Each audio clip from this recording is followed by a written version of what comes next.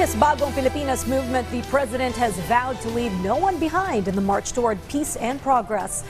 In making good on his word, the president flew to the southernmost tip of the nation and in an island province once racked by insurgency, violence, and political infighting to hand out badly needed aid to El Nino hard-hit farmers, fisherfolk, and indigent families. And he stressed government's unwavering commitment to follow up on its promises of projects and programs of peace and progress. As our Kenneth Paciente reports. The government continuously going to communities to ensure that various government services can be delivered to the public. This morning, President Ferdinand R. Marcos Jr. led a distribution of financial assistance to farmers and fishermen in Tawi-Tawi and Basilan. Tawi-Tawi Governor Ishmael Sali and Basilan Governor Hajiman Saliman Hataman received 10 million pesos worth of checks each, while each farmer and fisherman beneficiary received 10,000 pesos. The beneficiaries expressed thanks. We thank you, President Marcos, for giving us your precious time and for personally bringing and introducing the Bagong Pilipinas to us. Malaking bagay po dala ng inyong tulong, pero mas mahalaga po ang oras binigay ninyo sa tawi-tawian. Kaya nagpapasalamat po kami sa inyong pagbisita.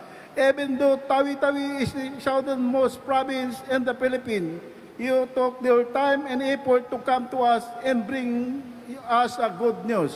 Malaking pong pasasalamat ko po sa programang ito. Nakasali po kami dito dahil malaking tulong po siya sa amin bilang vendors po dito sa amin.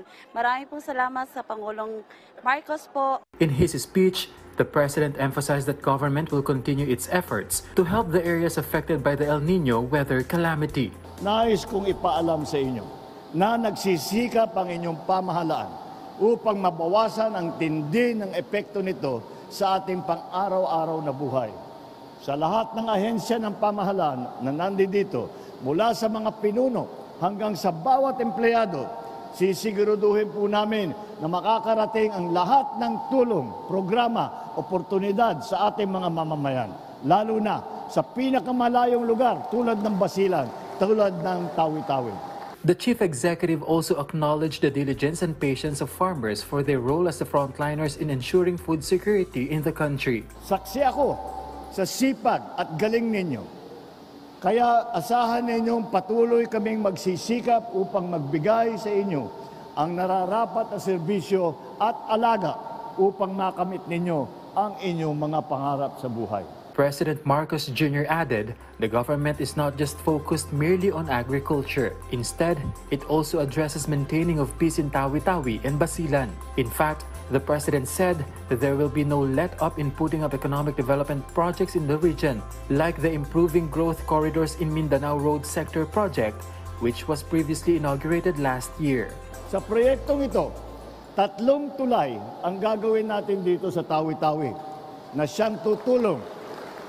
Ito ay makakatulong sa inyong mga pangangailangan sa transportasyon at pagpaganda ng inyong hanap buhay.